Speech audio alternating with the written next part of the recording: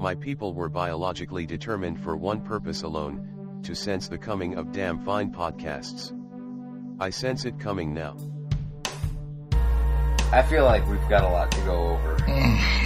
Yeah. All right, yeah. All right, well, I'm recording now. Yeah, I'm recording now, too. Y'all ready for this? Up, up, up, up, up, up.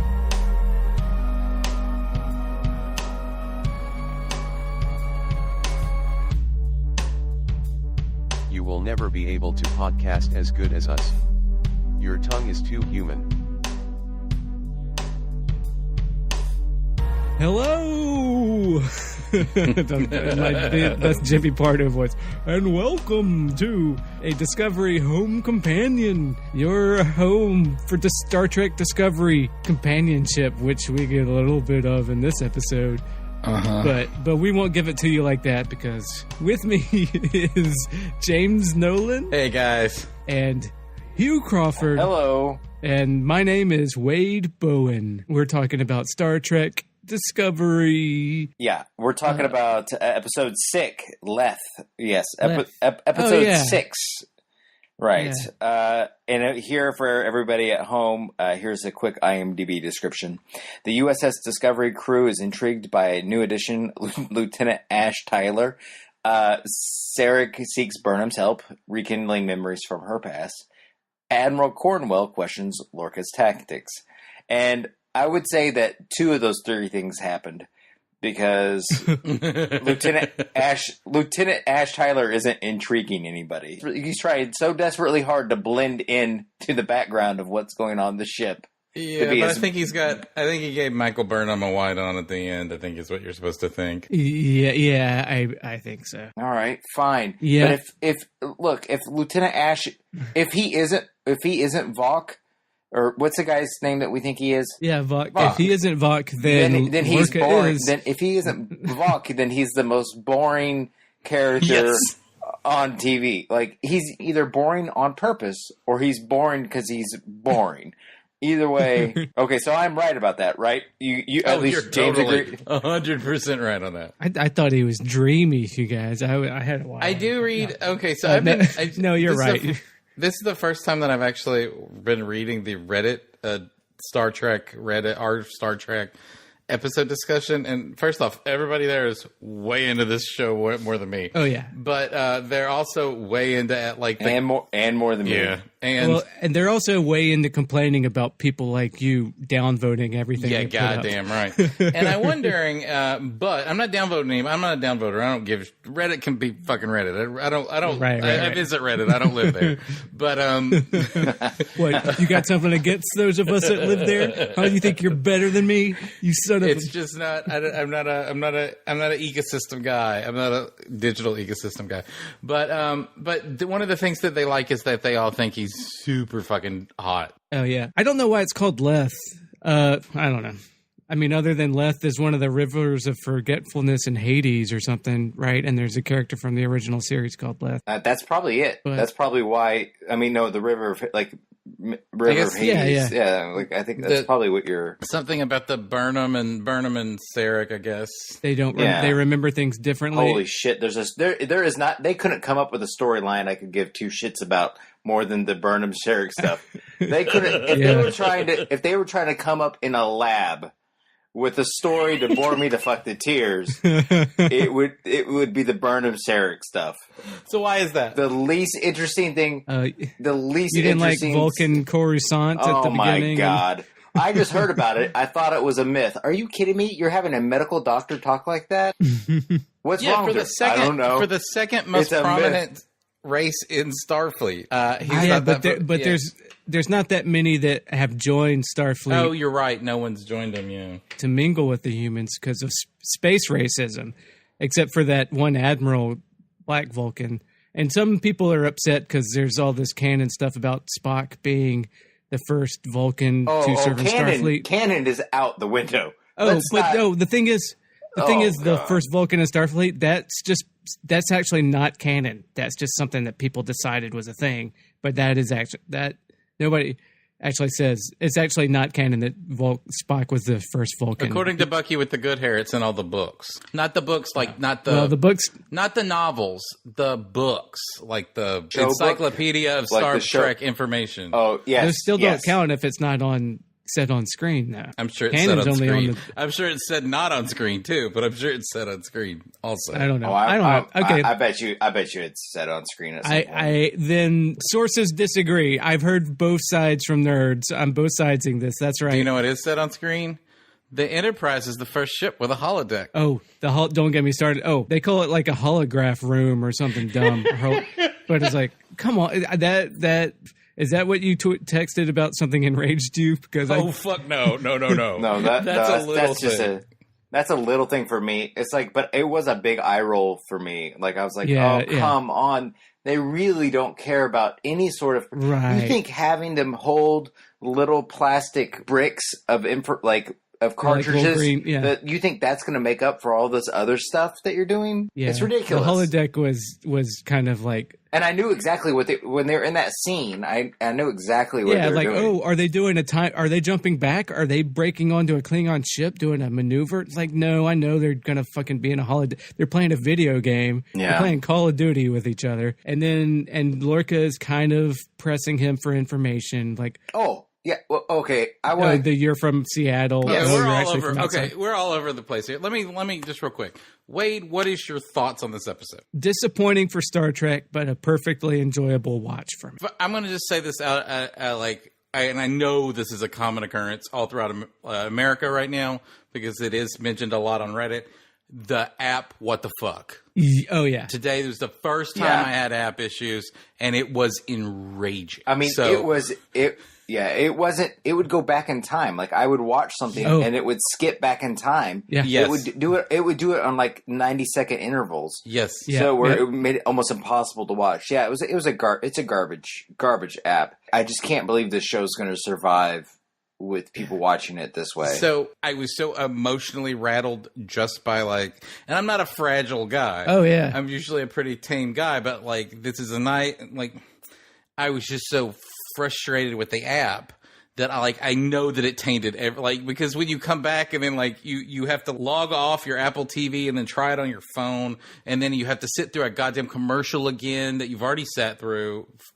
Buy the fucking Google Pix 2, guys. But no, I'm just kidding. Don't stick with your iPhone. You were watching on an Apple TV. How dare you, sir? Yeah. So even the Apple TV app is fucked up now because I was watching on a Roku, which everybody's like, well, that's your fault for watching on a shitty, out-of-date Roku. It's like this was the stream was fucked up.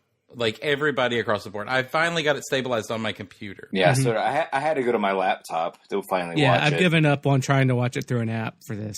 You can't do it. It's just, we had to do it it's 2007 and you're watching something on a laptop. Yeah, I know, yeah. Yeah, so that probably got me in a bad mood too. In a way that I haven't yet. I know this is going to shock everybody because we're arguing and stuff and I've lost my temper on this podcast before, but never have I had an emotional response to certain events in this as I have in this episode, and I'm pretty sure it's because the app fucked you. The app spiked me up. So if everything was fine and everything was cool and I had and I was just sitting there and I was just enjoying myself, I don't know if my reaction to certain things that we're going to talk about would have been as severe. The app fucked my experience up. I think I can probably sum up this episode the best way.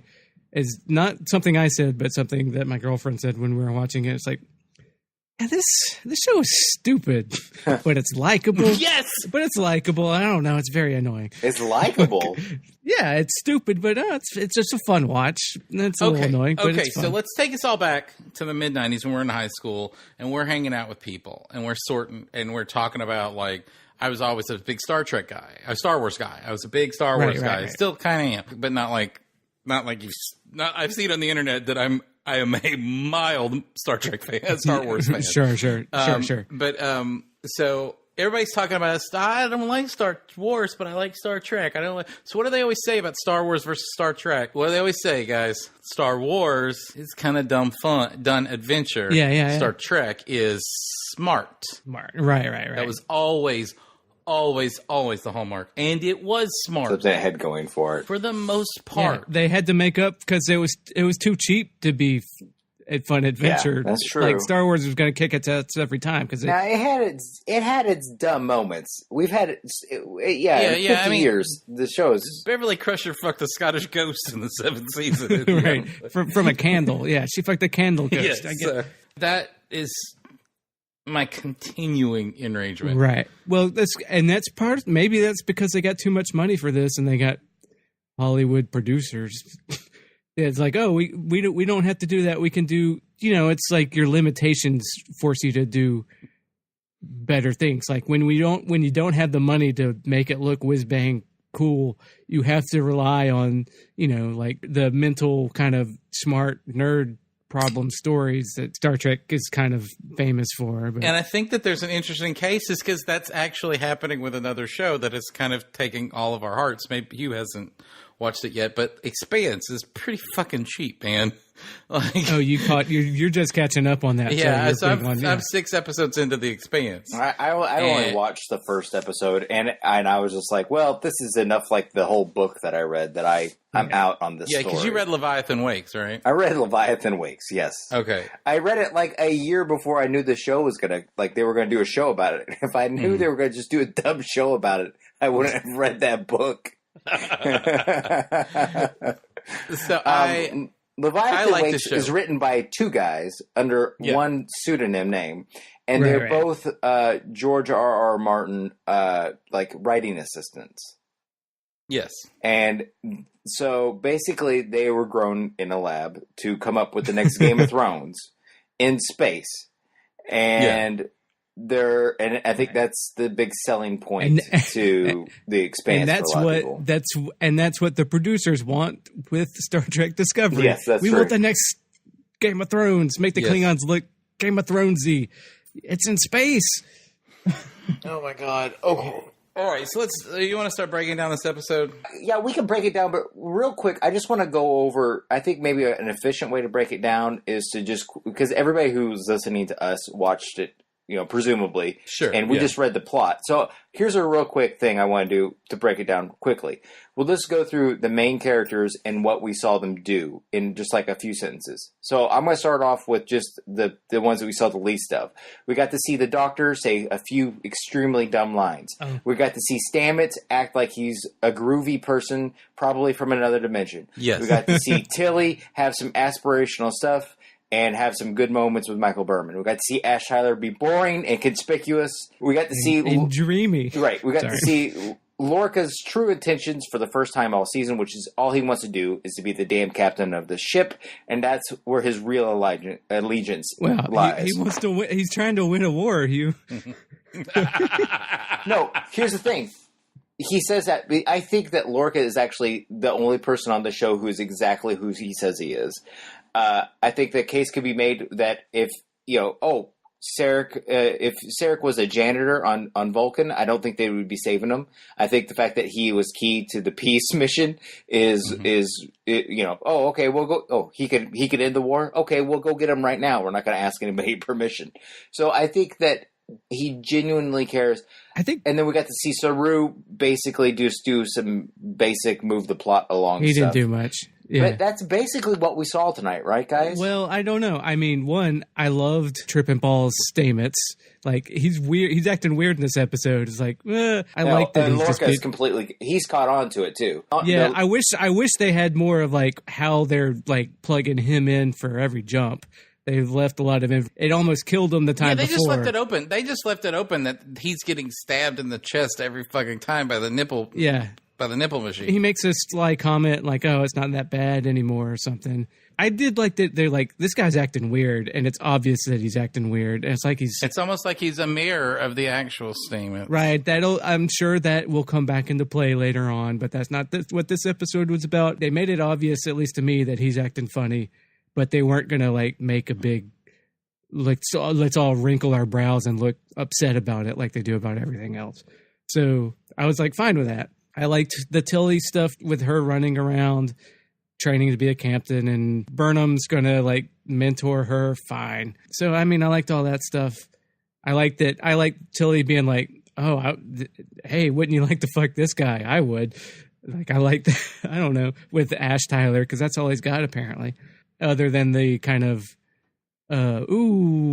there's the subtle questioning by Lorca, which if you're looking for it, could be like where the faults might be. Like, is he from Seattle, or, was he not being specific, or was it because that's what the Vox all picked up? Who knows?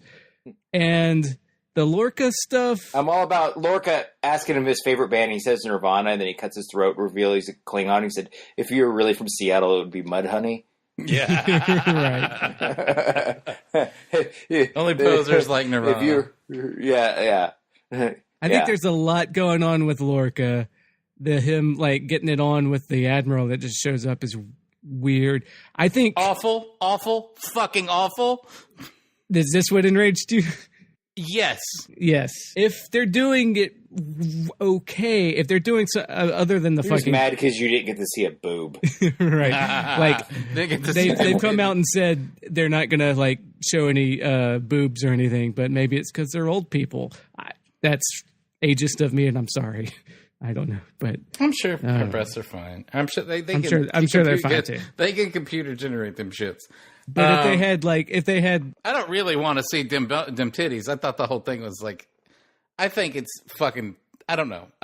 I just don't fucking know anymore.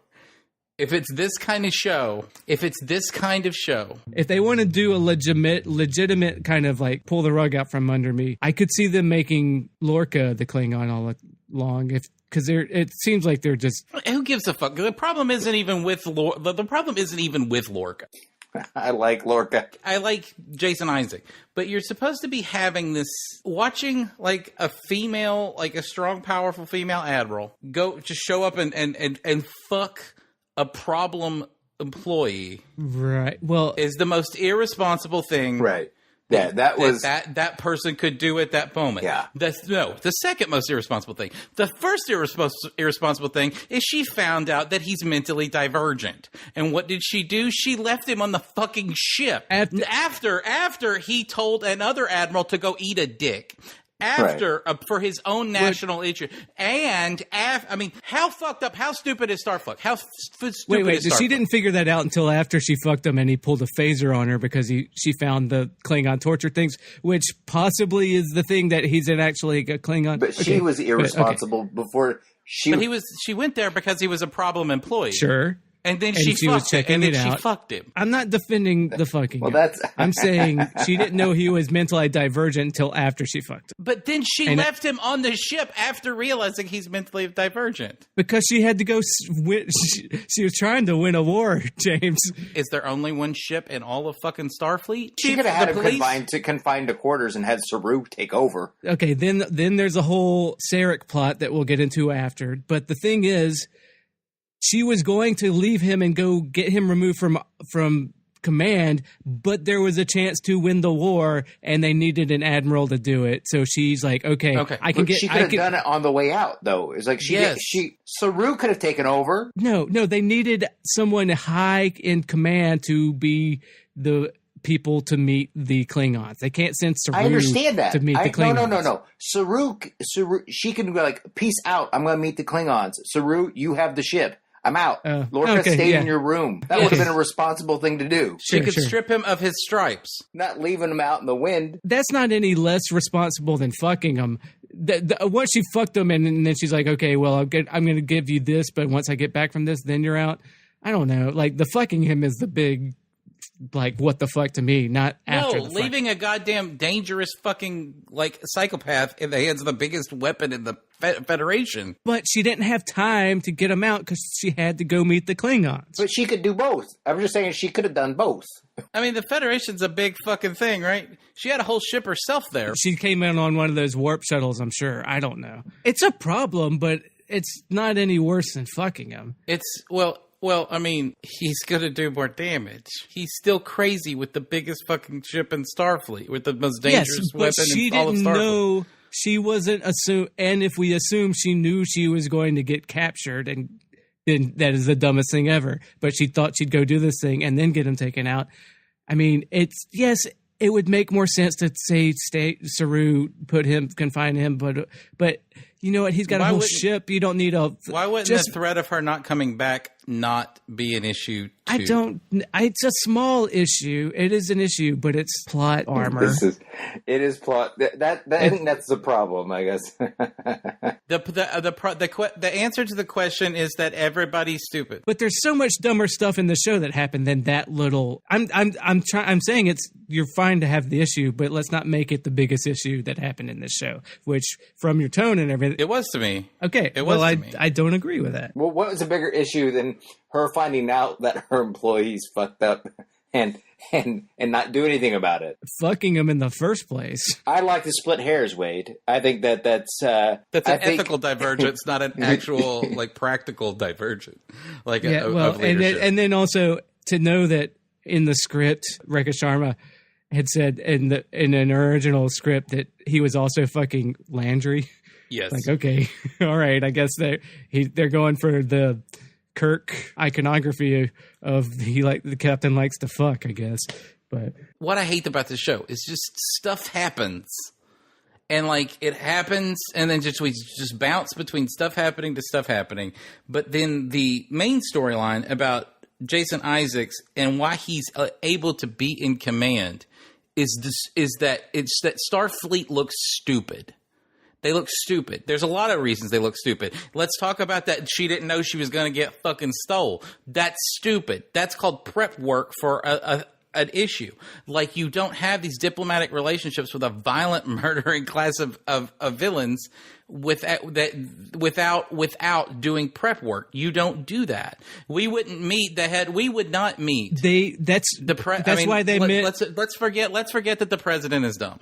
But our president is a moron.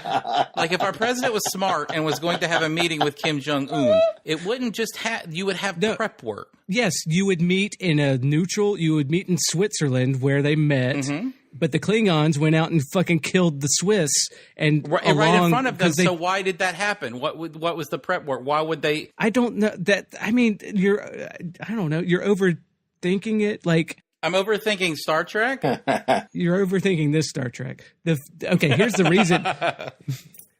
Because yes, they met on neutral ground, so they had security with them. They thought that the security of the neutral ground they were on would give some level of security as well.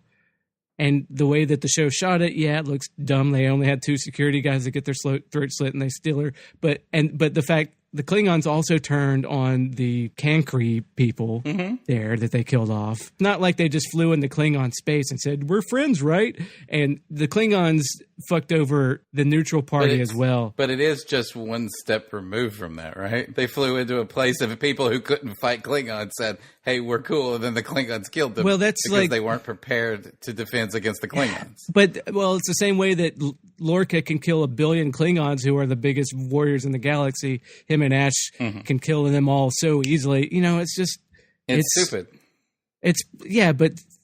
That's every TV show of every action movement where the good guys shoot all the bad guys and never get shot. It's just plot armor, but it's not anything that's that crazy. So what's your biggest issue with the show, with this episode? I thought a lot of the Vulcan stuff I didn't need. You're talking about the boring stuff, I believe. Well, I think you're talking about the...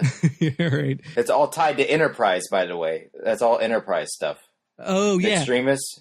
Oh, yeah. That's the least logical thing. They could have just shot and killed Sarek, but no, we got to do a suicide bomber because topical or something. The mind meld stuff, at first, I was like, watching with my girlfriend and stuff, she's like, "No, this is." She doesn't give 2 shits about Star Trek. That's why that's why I could enjoy this episode. It was just watching it with her and the Ash Tyler stuff that we were like, "Oh, this is so obvious." She's like, "What?" It's like, "Oh, okay." If you're just a light viewer and not somebody that listens to podcasts where they nitpick it and you're just watching the show to have fun, maybe you don't jump immediately to that guy's Vok. But the story is leading you to that. Well, it's leading us to that. The only way that Ash or Vok make any sense is if they're the same person. Oh, yeah. Well, if you think about it a whole lot and narrow down like we're doing. At this point, I don't think we have to think about it a whole lot. Well, yeah, but not... You're saying your girlfriend thought it was obvious?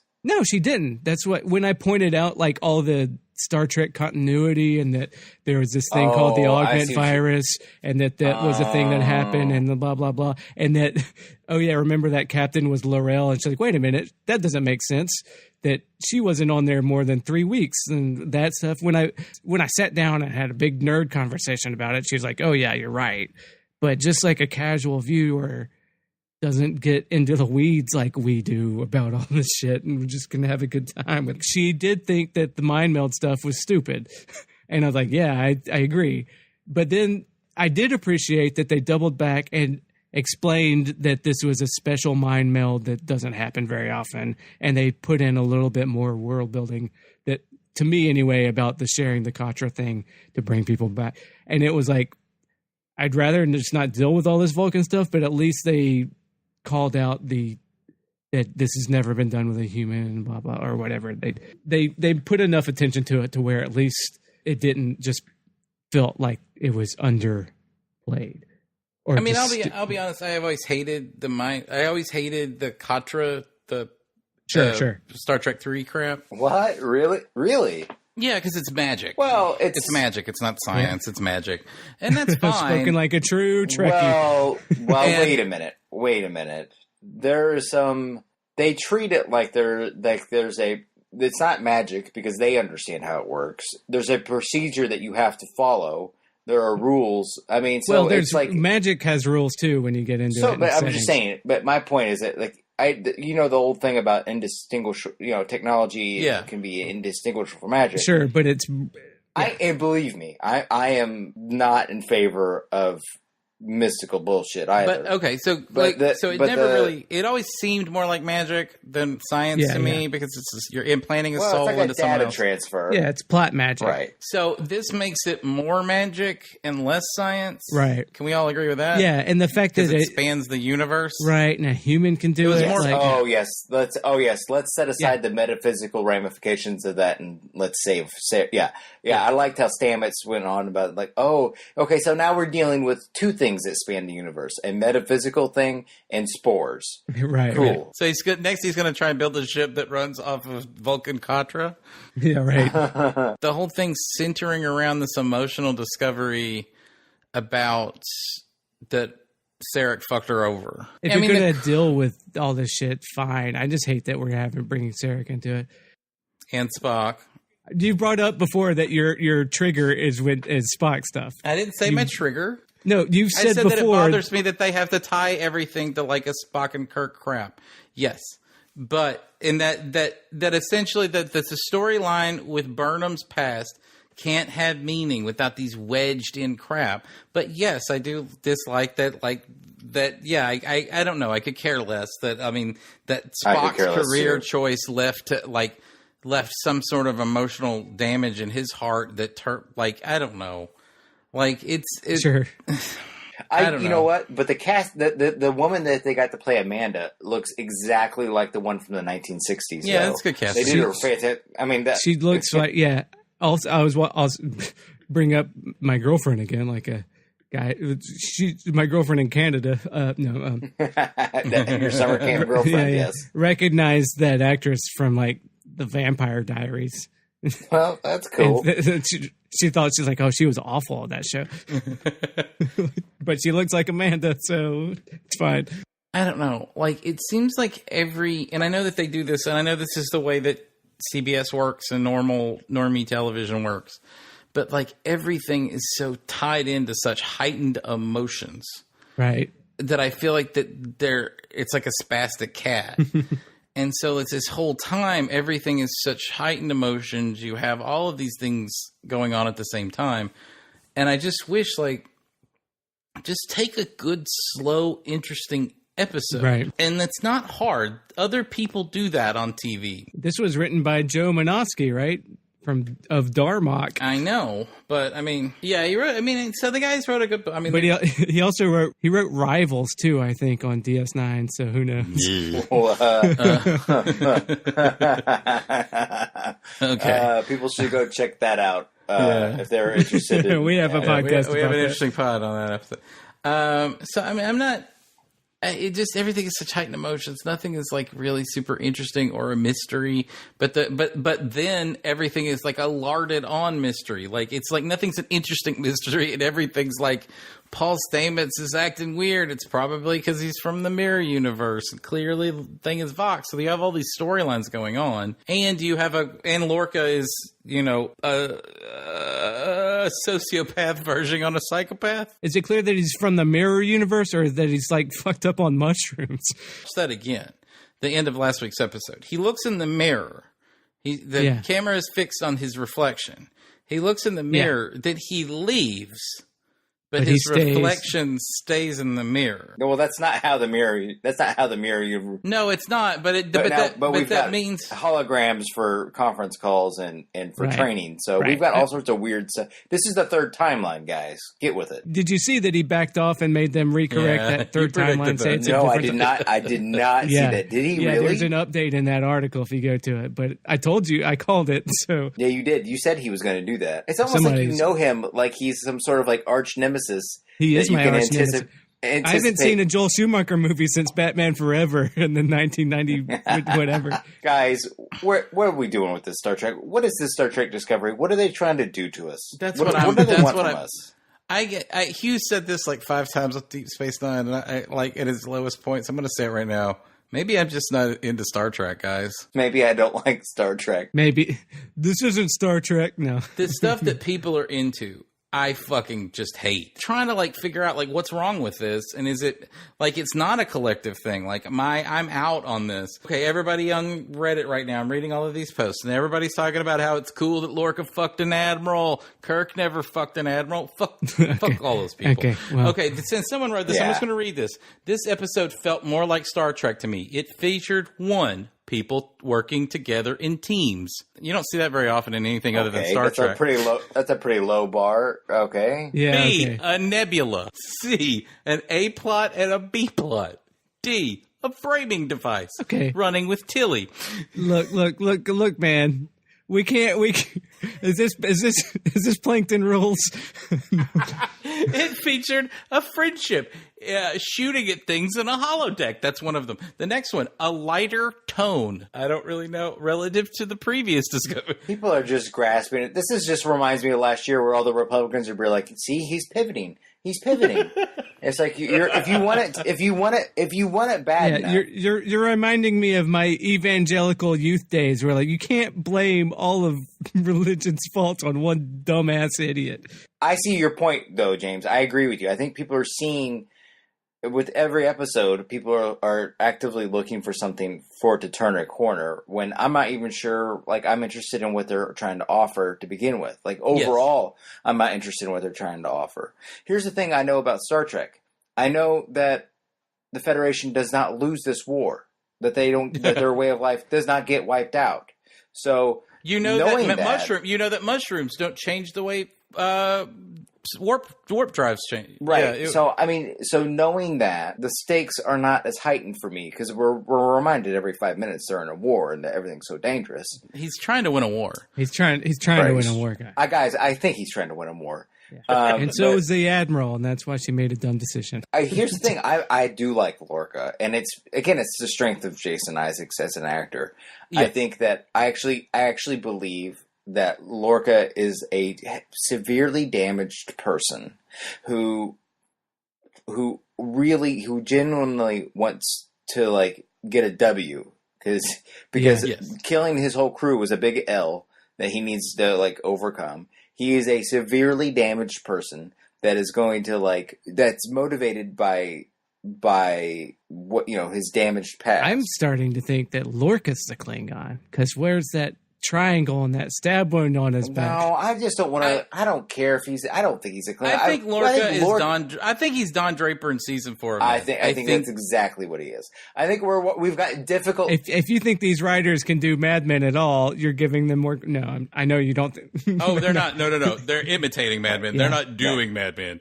Like, I think we've got difficult man Star Trek is what we have. Yes, difficult man Star Trek. That's what we've got. I think that he is playing the beat for beat the way that Don Draper was responded after January Jones left him. Betty left him. And I think that he's beat for beat from that. And I don't think that he's an alcoholic, but I think they're giving him like war as his alcohol. Right.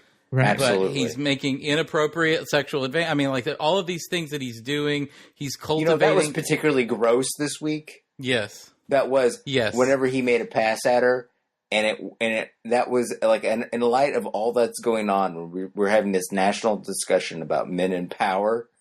And being alone with me, like coming up to my room, this kind of like they all start with that.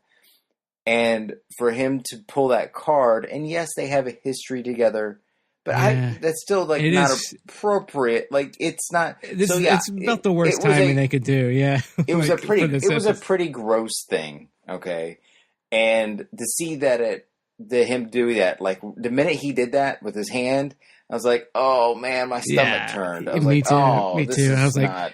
like, "Oh, she's gonna get mad. She's gonna get mad and slap him, or just like, look, man, I'm an admiral, and I'm here to reprimand you. What the fuck are you doing?" And she didn't. And I was like, "What?" And I was like, and then I was, that's what I was like. I was like, "Oh my god, this is only perpetuating the wrong thing." Yeah. The other way, I was like, "This is sort of fucked up, and not what I want to watch, and not what I want to watch on my." And not everything has to be a political statement. It could be just an interesting story.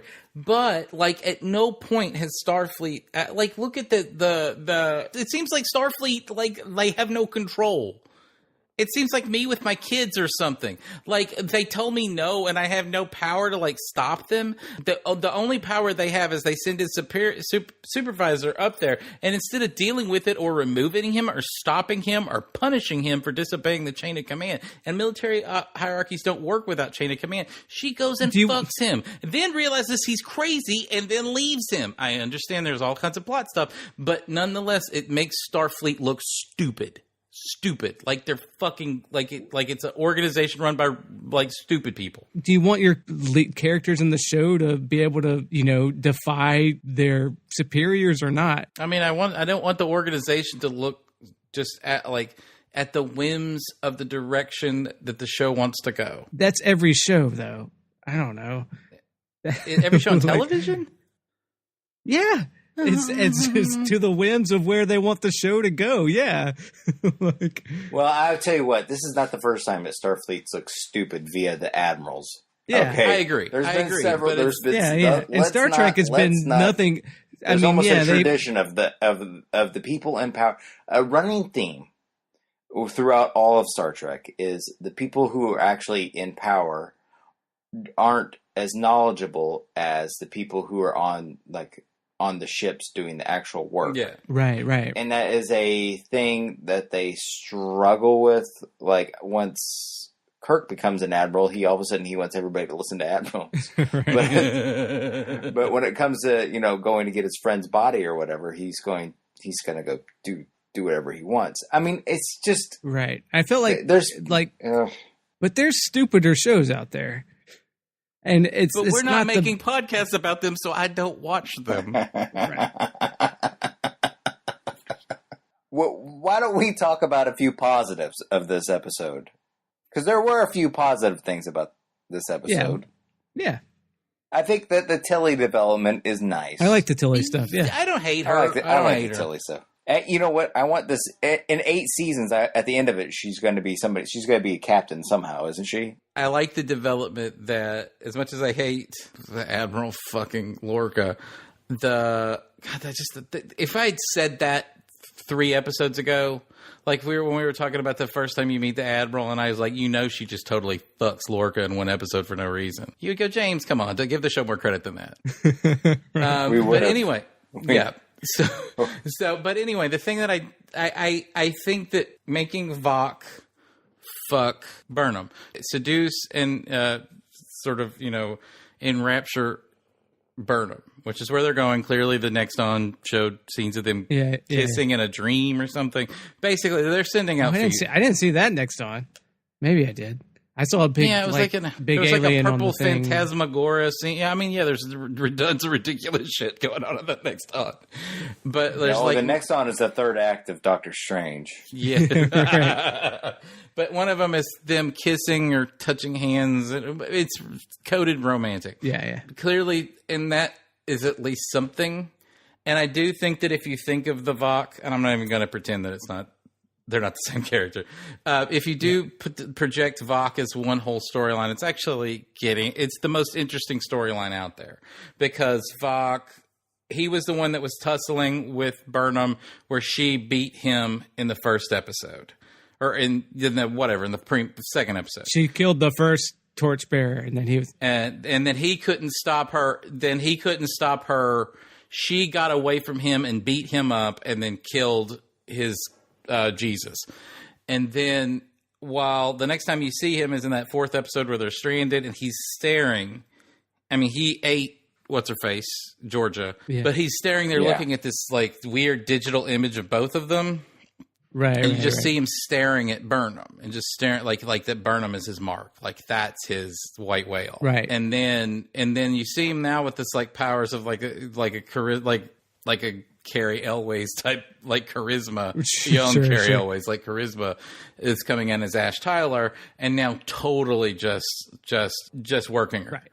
And see here's that's a pretty good a pretty good storyline. I don't hate that's a clear narrative. Right. My whole flip, like what I would love is because it's so obvious to all of us that Ash is Vok. Mm-hmm. But my whole thing is like make it and just like play into our expectations that, of course, that's what it's going to be. And then if they want to pull the rug out from under me, you make Lorca Vok the whole time because he's also doing stuff like where like he's telling Ash like make sure she comes back. Or you protect her. He's showing a weird interest, and Tilly calls. It's like he adopted you. Burnham's like, oh, he adopted Ash. Like, oh, he adopted you too. And it's like what? But if they flipped it out, like that would explain like why Lorca at the end, where he's just like obviously fucking the Admiral over. Like, no, we're not going to look for her because if she came back, she would take my command. And even Saru was like, wait, but I know you would want to go after her.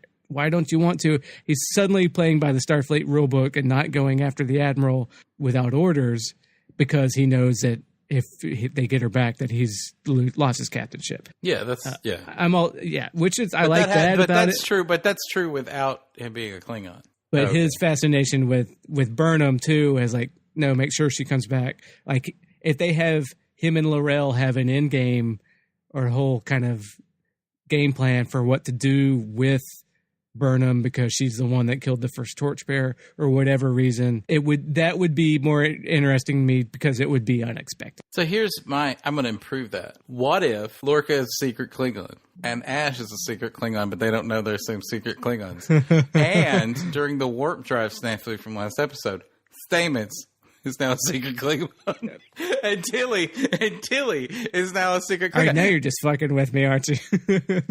All right. And no, I'm not making fun of you. I'm saying that like you have this, like the last episode where it's like they live and Michael Burnham is like realizing that everyone she puts the glasses on. Tilly has the hair of like those Klingon women used to have. Yes. So that like now she's on the ship and everybody's a secret Klingon and she doesn't know who to trust. And then she goes to Saru. Secret Klingon. Boom! Somehow, Klingon. That's like No, it's just brother and sister against all the secret Klingons. And, yeah, that's true. I guess she needs someone to die. Go on, Michael. Yeah, I need you to grill him. I'll stay back and hold him back, and then die. Like, tell my story. Tell my story to the other. Oh boy. Okay. No. Yeah. Hugh, and that triangle in the stab wound anyway in Lorca, that's where they put the memory box. Oh yeah, that's true. A lot of people on it's a 3-sided triangle which has 3 sides and then a 1 next to it. Everyone thinks it's 31. It's like a branding that you get when you join the. What? Yeah. Okay. I have no opinion about that. Yeah, I mean, I have one, but it's not polite to say. We got some scenes where Lorca is by himself. Yes. So I think those are the most telling scenes. Yeah, if you go back and you watch those scenes, I think that you see some some wheels turning in his head. Right. Hey, why doesn't Lorca just walk around with some dope-ass glasses all the time, like sunglass shades all the time? That would make the most sense for the character, wouldn't it? If he's got that eye issue, yeah, because he's the captain, he can just turn the lights down on the whole ship. That's why it's so dark. That line bothers me. I'm not here to judge it as like not Star Trek or dumb or something, but that line or whatever. But him constantly saying, it reminds me of what? That's some edgelord shit there. It's kind of eye rolling. Like, I don't know, but yeah. Which line again? What's the line? Oh, I don't get my eyes fixed so I can remember. He said it last week. You choose your pain. You choose your pain. I choose mine so I don't forget, or something like that. Oh, yeah. Like, he doesn't get his eyes fixed because he doesn't want to.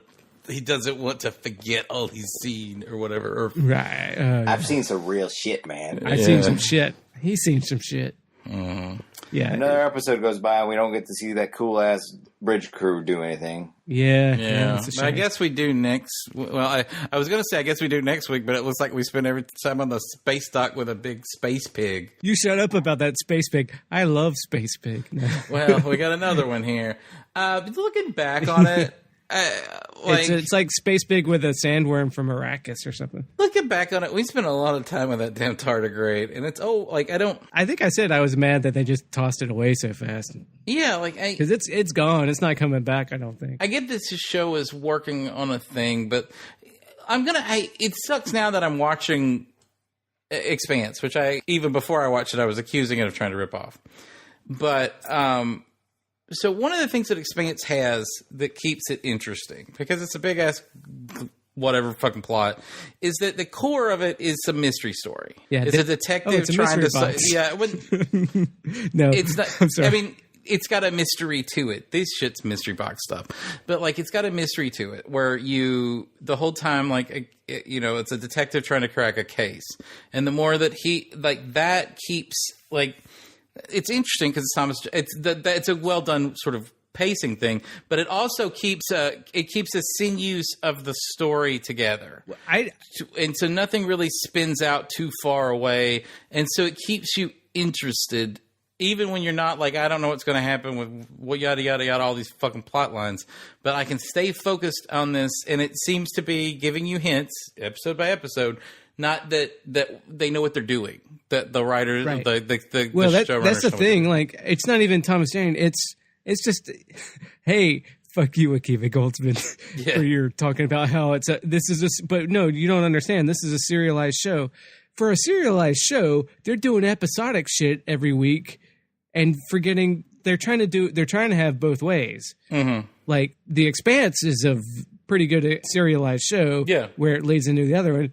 And you said last week, every week is another fucking rescue mission. Yes. And it screams to me of producer meddling, of trying to have everything both ways. Like, because each one is self-contained, but it's also serialized. But I don't know.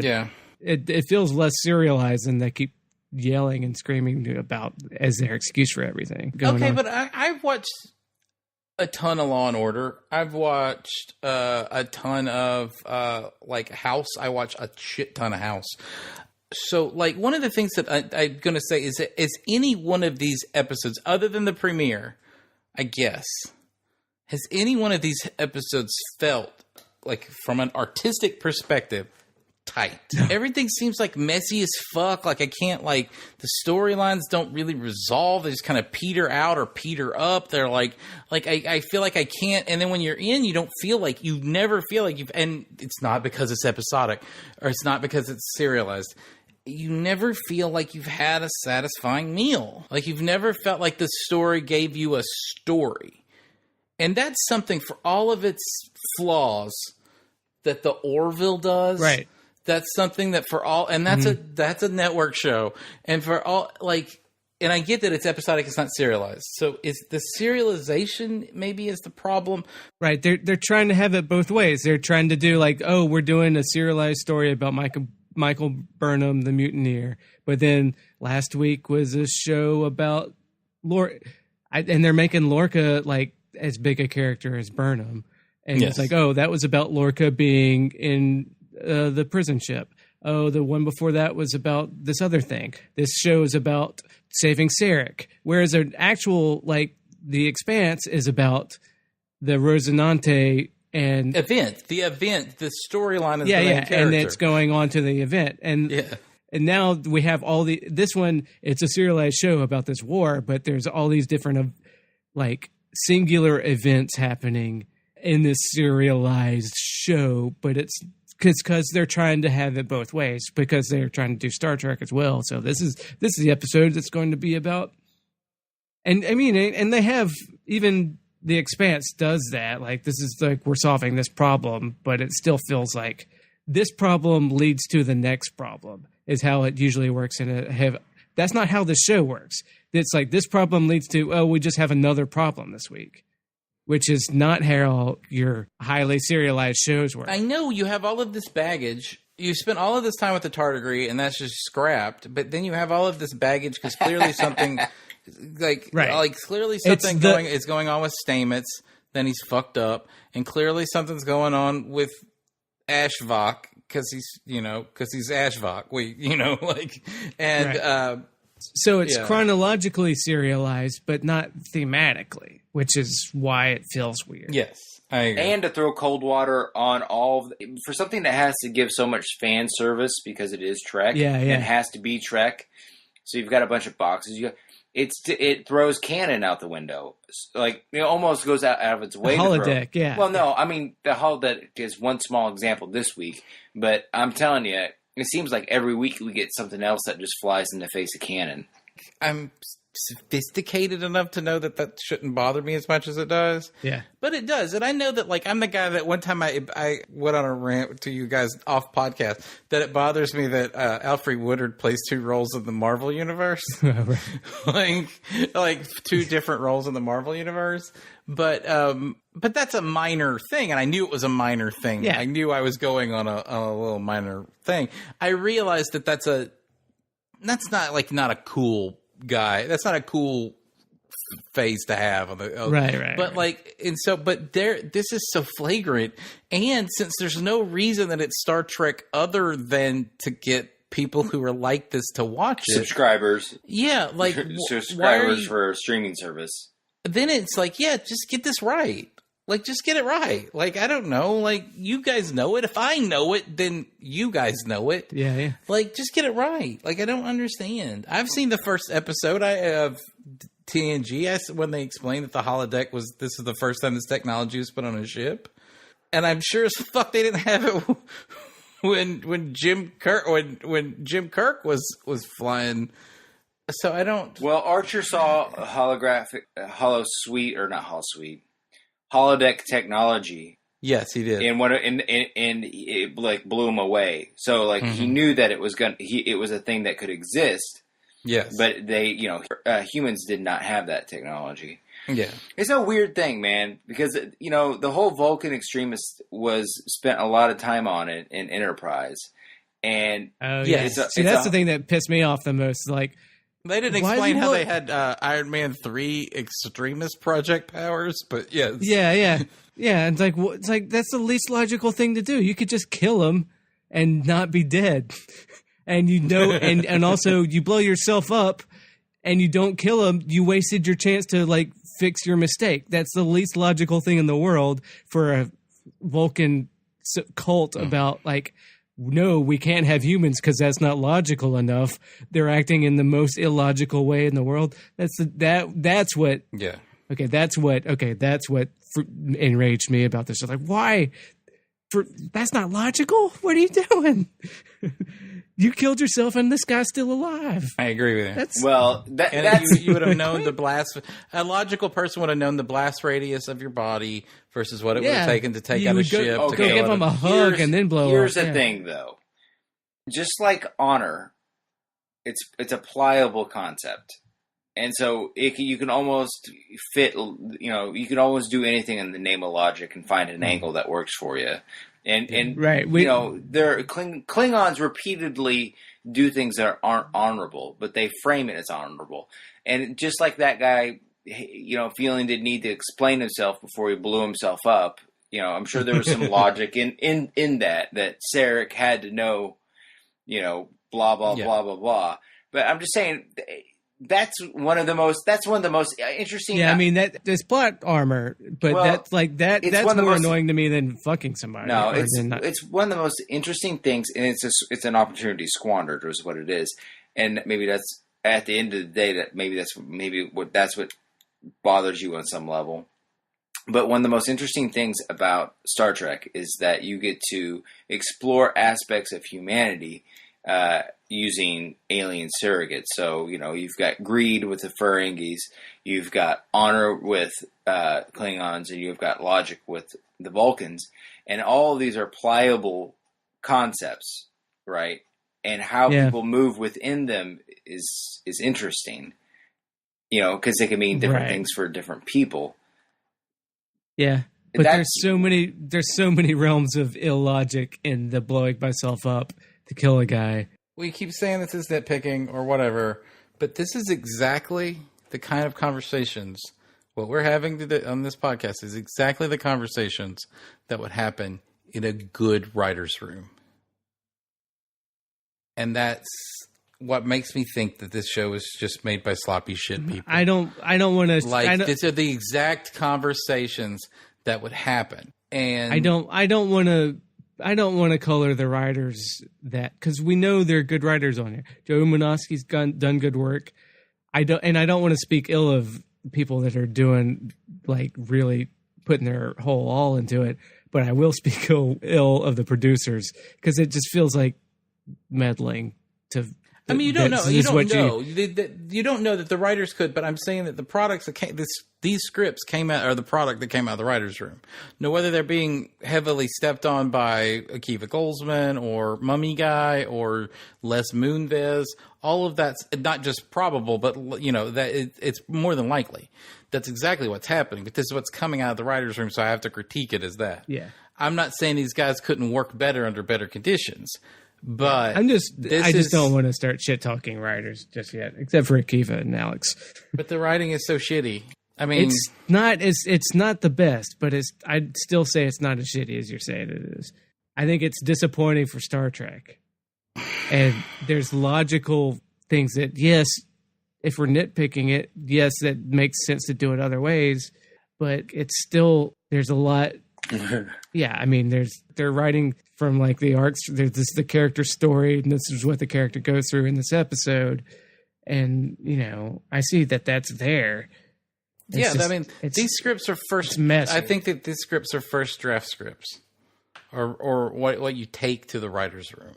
I don't know. I mean, I would say that they're third or fourth draft scripts after somebody has gone through and said, no, we want to change this, and putting their fingers in everything. I mean, it's one of the two. It's either what you're saying or it's what I'm saying.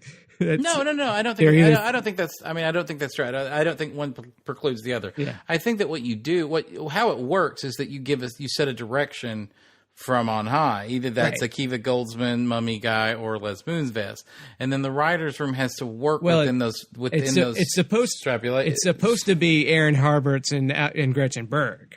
That's the problem. It should be the showrunners. But the showrunners, I mean, maybe it is completely the weight's on them. It's they have to deal with it. But Akiva and Alex aren't the showrunners.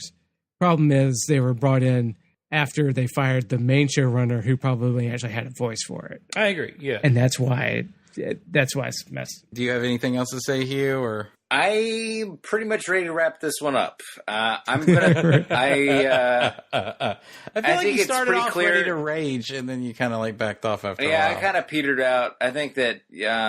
I think I piggybacked on your rage a little bit. I cooled down when I realized. I could just. They got this. I like the split hairs. That was one of my favorite moments. The split hair. Oh yeah, I like the split hair. Yeah. What I like the split hairs. Because he said he wasn't from Seattle. Oh, right. To say that you like the split hairs is something that... So where are we on the Galaxy Fight for free? We've all abandoned the pay.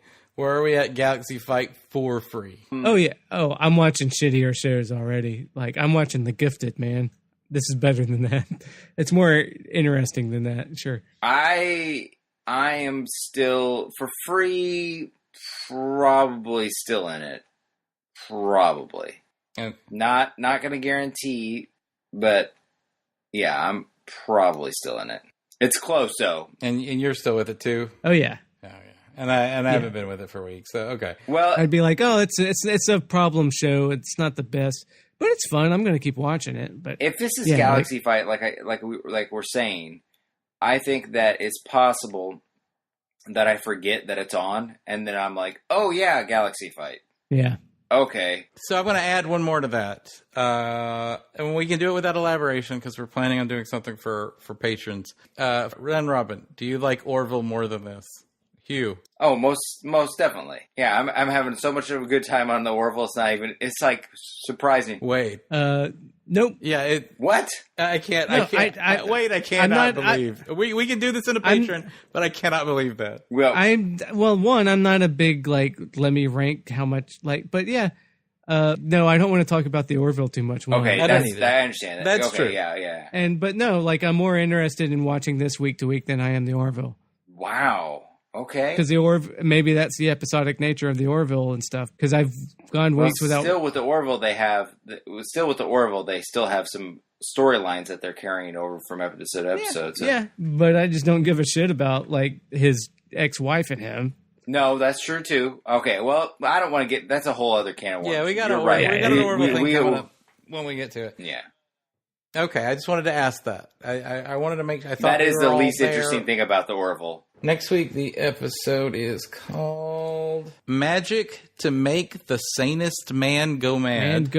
I think we might get the mirror universe in this episode. That's less pretentious than the next title, which is "Civis Pasium Parabellum." Oh, I looked that up. It's Latin for something.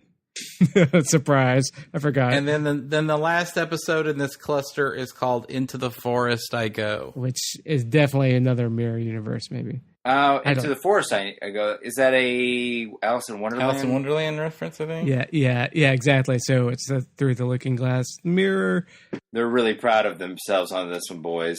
I think that's all we have for this week. So give us a call, and we might put your voicemails in. We sometimes try to fit other episodes into the week. So give us a call at 917-408-3898. And maybe we should be a little clear on this for the fans wanting to call in for the show. We would love to have you call in to be on a show that generally we post on Friday or Saturday. We try to do it on Friday of responses to your calls about this week's thing. But we record on Thursday. So I know that our podcast usually comes out Monday night or Tuesday morning for the episode, but if we need the calls in by Thursday or we can't get them in, right? Yeah. So yeah, that's right. So you have a short window, but we need. I don't want people missing their cutoff. So right. Give us a call, and then that's where we can readdress this after we've sat with this episode a little bit. We're still a little bit raw. Thanks again for listening to Discovery Home Companion. We hope you join us next week. For James and Wade. And Hugh, I hope. And Hugh. Ready to beam out. Subscribe to us on iTunes or Stitcher or Caster or Fuckcast or Podsucker. Review us on iTunes. Also grab a bit of fame for yourself by calling us at 917-408-3898 and leaving us a message. We play that shit on air. Or email us at rulesofacquisitionpodcast@gmail.com. Also, listen to our Deep Space Nine podcast Rules of Acquisition. It is pretty amazing, but you may not yet be ready for its awesome amazingness. Assess your personal awesomeness appropriately.